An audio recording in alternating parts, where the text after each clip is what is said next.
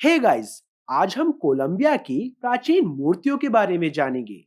यहाँ ऐसी मूर्तियां हैं जो 1000 साल से भी ज्यादा पुरानी हैं और उनका भारतीय संस्कृति से अजीब जुड़ाव है। उदाहरण के लिए कोलंबिया के सैन ऑगस्टिन आर्कियोलॉजिकल पार्क में रहस्यमय स्पेसमैन को देखें। यह दक्षिण अमेरिका में एक सुदूर स्थल है और यहाँ सैकड़ों मूर्तियां हैं। लेकिन यह वाली आपको आकर्षित करने वाली है। वह कौन है? सबसे पहली छाप यह है कि वह किसी प्रकार का प्राचीन अंतरिक्ष यात्री है, क्योंकि यह स्पष्ट है कि उसने हेलमेट या टोपी पहन रखी है। उसकी दो आयताकार आंखें हैं, एक आयताकार मुंह है और उसकी कोई नाक नहीं है। उसके सिर और शरीर के आकार को देखिए, वह बहुत अजीब है। उसका शरीर उस विशाल सिर के लिए बहुत छोटा है और उसने निश्चित रूप से जूते पहने हैं। लेकिन सबसे महत्वपूर्ण विवरण यह है कि वह एक सिलेंडर पकड़े हुए है, एक लंबा उपकरण जो धरती में चला जाता है। देखिए, यह उसके पैरों के नीचे भी कैसे जाता है। यह एक बहुत ही रोचक विवरण है और पुरातत्वविदों और इतिहासकारों के पास इसका कोई स्पष्टीकरण नहीं है। यहाँ के टूर गाइड को भी पता नहीं है और वे सिर्फ दावा करते हैं कि यह सिर्फ एक बांसुरी है, एक संगीत वाद्य यंत्र। कौन सी बांसुरी जमीन में चली जाती है, वह उस तरह संगीत कैसे पैदा कर पाएगी? मुझे बताइए कि यह क्या है। So what is this all about? What? ¿Qué es esto, Ato? Esto es, la verdad nadie la sabemos, 3300 años antes de Cristo, Madres, 3300 300 años antes de 300 Cristo, antes de Cristo. ¿Qué es una la Flauta. cilíndrica en las manos? flauta, Flauta, flauta, música. Música. Pero y cilindro en tierra, ¿sí? Eso es como Es posible no fruto, una muy largo fruto, ¿sí? como fruto parecido. Fruto muy grande para fruto. ¿Cuál es el nombre para esta estatua? Esta estatua es una como en forma de una máscara por la forma de un arco iris. ¿Sí le mira? Pero no, nombre es, no conozco, no. Cultura agustinense. जबकि Colombia में इस रहस्यमय अंतरिक्ष यात्री के लिए कोई स्पष्टीकरण नहीं है। हिंदू धर्म में दो भगवान हैं जिन्हें उल्लेखनीय रूप से इसी तरह चित्रित किया गया है। पहले वाले को स्वर्ण आकर्षण भैरव कहा जाता है। वह सोने के देवता हैं और ऐसा कहा जाता है कि वह अपने औजारों का उपयोग करके सीधे पृथ्वी से सोना निकाल सकते थे।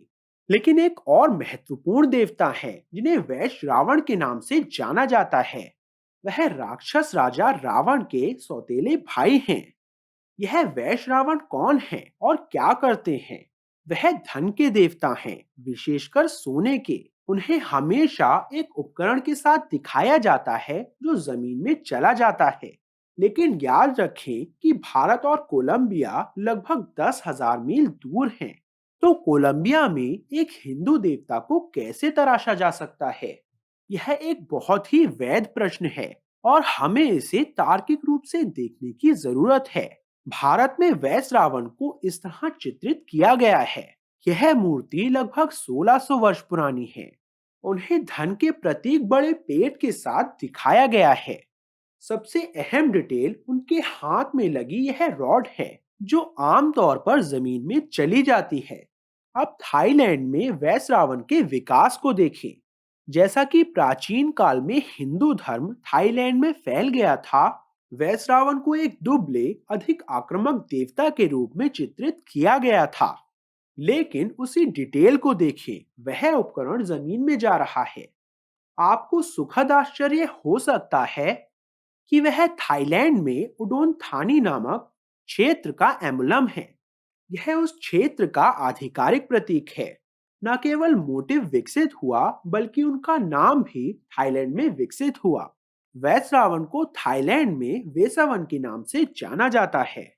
लेकिन कहानी वही है, इसलिए हम जानते हैं कि यह वही देवता है। अब हिंदू धर्म और भी दूर तक फैलने लगा, इसलिए जब यह चीन पहुंचा तो वैश्रावण को इस तरह गढ़ा गया। ये प्राचीन स्तंभ हैं जिन्हें चीन के यूनान प्रांत में धरणी स्तंभ के रूप में जाना जाता है। ये 1000 साल से अधिक पुराने हैं और आप देख सकते हैं कि यहाँ भी आकृति धीरे धीरे बदल रही है, लेकिन मुख्य विवरण यह है कि बेलनाकार उपकरण जमीन में जा रहा है। यहाँ चीन में वैश्रावण की एक और मूर्ति है, उसी यूनान प्रांत के मियान मंदिर में। अब जब हिंदुत्व जापान में और भी आगे पहुंचता है तो देखिए उसके साथ क्या होता है।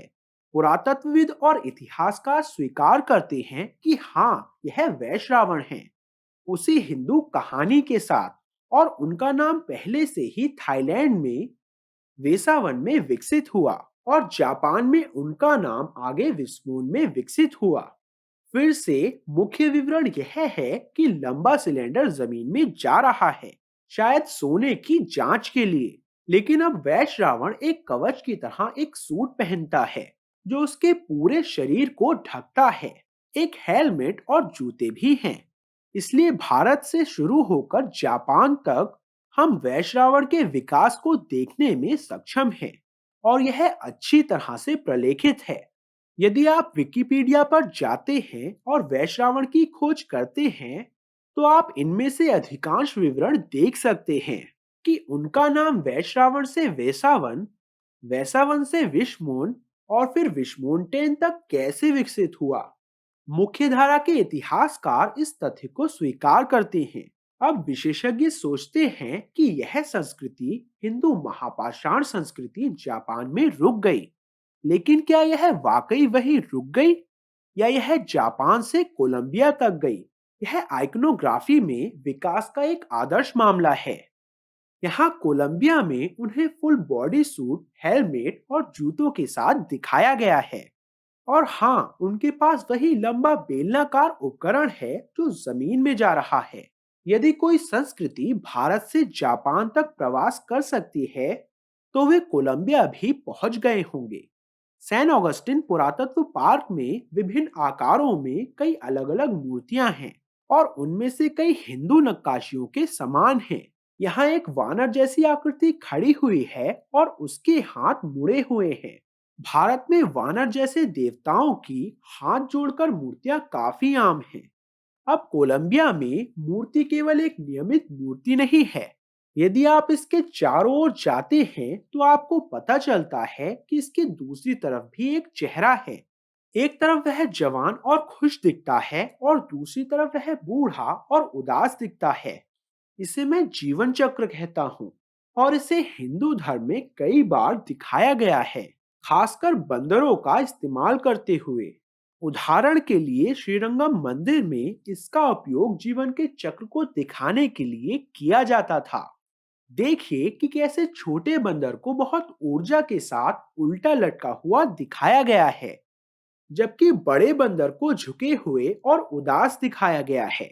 प्राचीन हिंदू मंदिरों की मूर्तियों और कोलंबिया के सैन ऑगस्टिन पुरातत्व पार्क की मूर्तियों में इस तरह की कई समानताएं हैं। वैश्रावण पर वापस चलते हैं। सोने के देवता कोलंबिया के साथ साथ कई एशियाई देशों में इतने महत्वपूर्ण व्यक्ति क्यों हैं? उन्हें कई देशों में इतनी प्रसिद्धि क्यों मिली? कृपया मुझे अपने विचार कमेंट सेक्शन में बताएं। मैं प्रवीण मोहन, देखने के लिए बहुत बहुत धन्यवाद। सब्सक्राइब करना ना भूलें और सभी अपडेट्स पाने के लिए घंटी के बटन को भी क्लिक करें। कृपया इस वीडियो को लाइक करें और अपने दोस्तों के साथ शेयर करें और मैं आपसे जल्द ही बात करूंगा। बाय।